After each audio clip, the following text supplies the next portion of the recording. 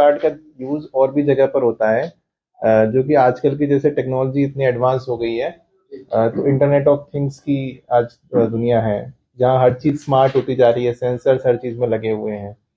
तो उसके लिए जहाँ पर कि कॉलिंग की आपको रिक्वायरमेंट नहीं होती है, केवल डेटा ट्रांसमिशन की होती है, डेटा कम्युनिकेशन की होती है, उसके लिए कुछ स्पेशल टाइप के सिम भी जो सर्विस प्रोवाइडर्स हैं इनके द्वारा बनाए जाते हैं। इसको M2M सिम कहते हैं, मतलब मशीन टू मशीन कम्युनिकेशन के लिए। तो उसका मैं जैसे एग्जांपल बता देता हूँ कि कई जगह पर आप देखते होंगे जैसे स्मार्ट मीटर्स लगे होते हैं, वो मीटर के अंदर सिम लगी हुई है, वो ऑटोमेटिकली जो हमारी कंपनी है, यूपीसीएल हो गया, जिस भी कंपनी उसने लगा रखा है, उनको डेटा भेजती रहती है कि इस दिन में आज कितना इलेक्ट्रिसिटी कंजम्पशन हुआ।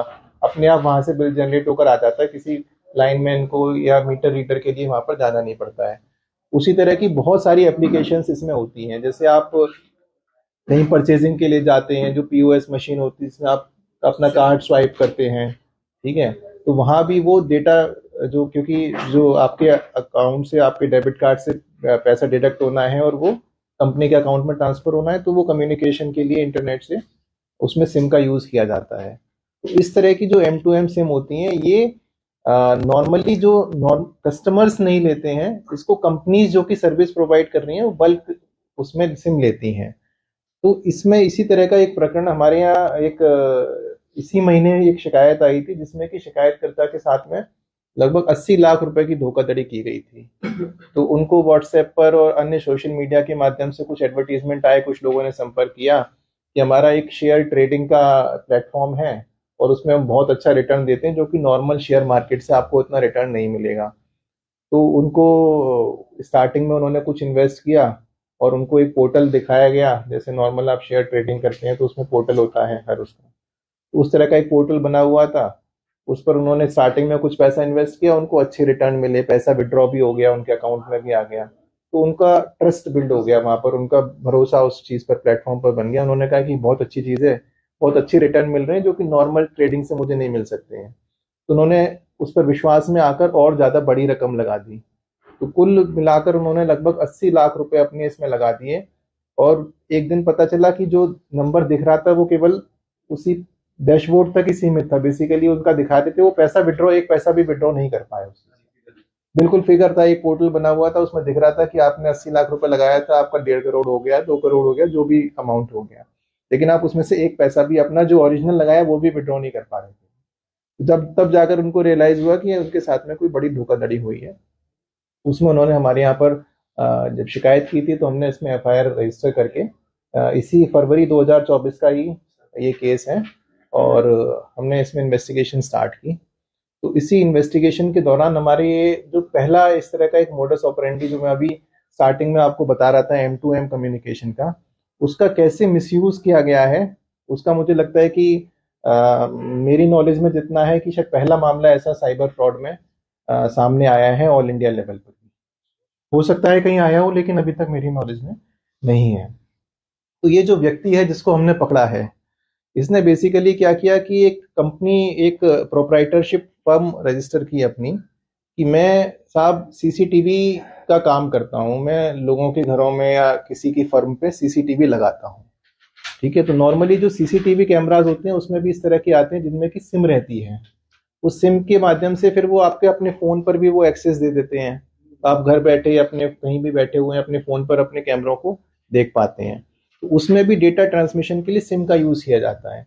तो इसने कहा कि मैं सीसीटीवी सर्विस प्रोवाइडर हूं और मुझे बल्क में सिम चाहिए, मैं अपनी सीसीटीवी अपने कस्टमर्स को लगाऊंगा और उसके लिए मुझे बल्क में सिम चाहिए।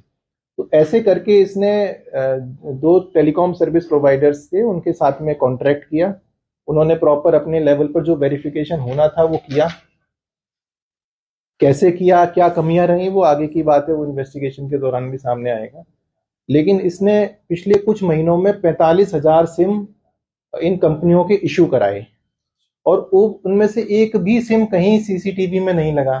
इसने कोई सीसीटीवी बेचा ही नहीं, केवल फर्जी कंपनी इसी चीज के लिए खड़ी की कि मैं सीसीटीवी लोगों के यहाँ इंस्टॉल करूंगा। उसके लिए उसके 45,000 सिम लिए इसने, और वो सारे सिम इसने आगे दलालों के माध्यम से बेच दिए। आज और उन सिम का कैसे यूज हुआ वो मैं बताता हूँ। उन सिम के माध्यम से अलग अलग व्हाट्सएप अकाउंट रजिस्टर कराए गए, क्योंकि जैसे आप व्हाट्सएप किसी नंबर का चलाते हैं, उस नंबर पर पहले ओटीपी आता है, वो ओटीपी आपको डालना पड़ता है, और एक बार आपका ओटीपी वेरीफाई हो गया फिर उस नंबर का आप व्हाट्सएप यूज कर सकते हैं, भले ही वो सिम आपके पास हो या ना हो। तो उस तरह से इसने 45,000 सिम लेकर आगे बेचे, जिनके व्हाट्सएप चल रहे हैं अलग अलग जगह पर। और इसमें जितना भी इनिशियल सामने आया है कि ये सारे जो व्हाट्सएप नंबर हैं ये इंडिया के बाहर से ऑपरेट किए जा रहे हैं, ठीक है। और इन सभी व्हाट्सएप नंबर के माध्यम से अलग अलग सोशल मीडिया प्लेटफॉर्म्स पर एडवर्टीजमेंट करके लोगों को इस तरह के प्रलोभन दिए जा रहे हैं, जिस तरह का प्रलोभन हमारे कंप्लेनेंट को दिया गया था। तो उस तरह से ये बड़े लेवल पर एक मार्केटिंग इन्वेस्टमेंट करने के नाम पर लोगों को ठग रहे हैं। एक सिंगल कंप्लेंट, हमारी कंप्लेंट में ही 80 लाख रुपए गए हैं। ऐसे हजारों विक्टिम्स होंगे ऑल ओवर इंडिया में। 45,000 तो सिम गई हैं, अगर एक सिम से एक भी विक्टिम मान लेंगे तब भी 45,000 विक्टिम हो गए। तो ये बहुत बड़े लेवल का और नेशनल लेवल का जो घोटाला है जो कि इस माध्यम से किया जा रहा है। तो ये बड़ी सफलता हमारी टीम को हासिल हुई है, और कल देर रात इसमें दिल्ली से इसकी अरेस्टिंग की है। इसने 45,000 सिम लिए थे, अभी हमें मौके से इसके पास से 3,000 सिम रिकवर हुए हैं। बाकी इससे पूछताछ की गई है, उसमें कुछ जानकारियां आई हैं, तो इन्वेस्टिगेशन के दौरान आगे प्रयास किया जाएगा कि इसकी निशानदेही पर बाकी जो सिम हैं उनको भी रिकवर किया जाए। फिर आगे इसमें जो भी, जैसा मैंने बताया कि कंपनी के लेवल पर, सर्विस प्रोवाइडर के लेवल पर अगर कुछ लैप्सेस हुए हैं वेरिफिकेशन में, क्योंकि आपने इतनी सारी सिम बल्क में किसी को दे दी और उनका मिसयूज हो रहा है, तो कहीं ना कहीं जो वेरिफिकेशन होता है उस लेवल पर भी कमी रही है। तो उस चीज़ को भी देखा जाएगा, अगर किसी की संलिप्तता है तो उसके खिलाफ कार्रवाई की जाएगी, किसी की नेग्लिजेंस है तो उसके लिए भी कार्रवाई की जाएगी। साथ ही हम जो डीओटी है और जो कंसर्निंग एजेंसीज हैं उनको भी इंटीमेट करेंगे, जिससे कि आगे इस तरह का फ्रॉड ना हो सके, तो इसके लिए भी किया जाए। देखिए, अभी इसको अकेले को अरेस्ट किया गया है, इससे पूछताछ में कुछ नाम सामने आए हैं और उनके लिए भी हमारी टीम्स लगी हुई हैं और शीघ्र ही उन लोगों पर भी कार्रवाई होगी। बिल्कुल, ये जो कंपनी रजिस्टर हुई है जिसके नाम पर 45,000 सिम लिए गए हैं, ये इसी ने कंपनी बनाई है, इसी के नाम पर रजिस्टर्ड है। देखिए, अभी डेटा बहुत ज्यादा है, 45,000 सिम है। हम सबको पहले 3,000 सिम कल हमने रिकवर कल रात में की हैं, तो उनकी डिटेल्स, उनकी एनलिस्टिंग कर रहे हैं, ठीक है।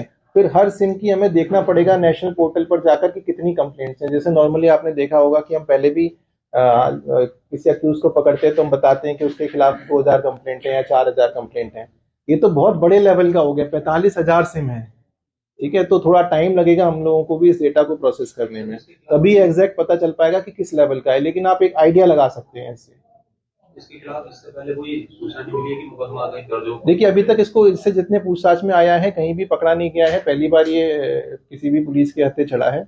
लेकिन जैसा मैंने बताया कि ऐसा नहीं कि क्राइम नहीं किया है, ऑलरेडी इसने 45,000 सिम इशू करा ली हैं, और मुझे लगता है कि हजारों की संख्या में कंप्लेंट्स होंगी इसमें ऑल ओवर इंडिया में, बहुत बड़े लेवल का। हाँ, इसका मैं बता देता हूँ। जो नॉर्मली इस तरह के जो सिम इशू की जाती हैं, ये किसी कॉर्पोरेट को, किसी कंपनी को की जाती है।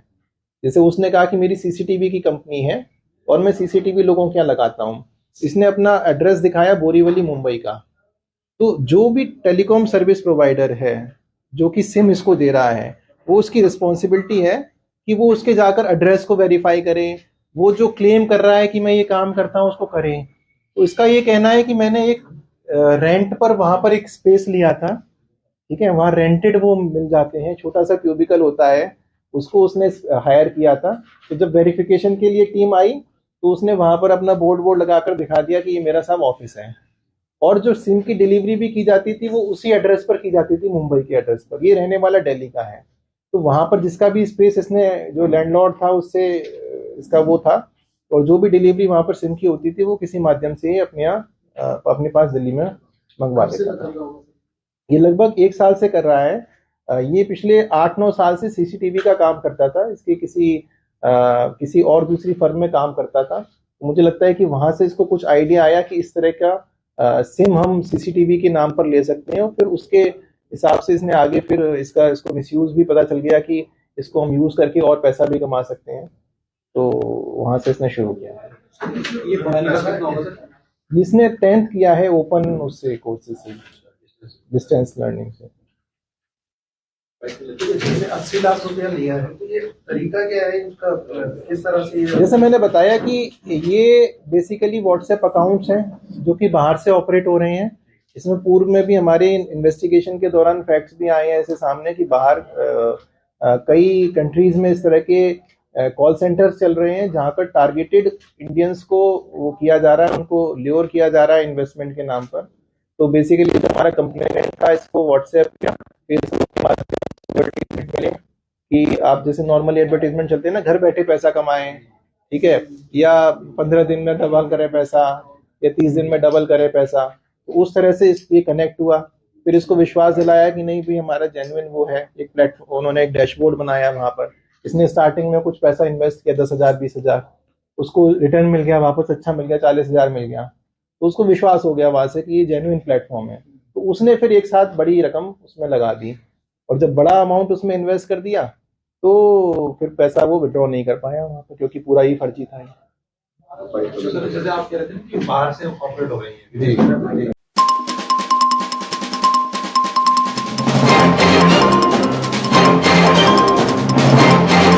आप देख रहे हैं हिमवर्ष न्यूज।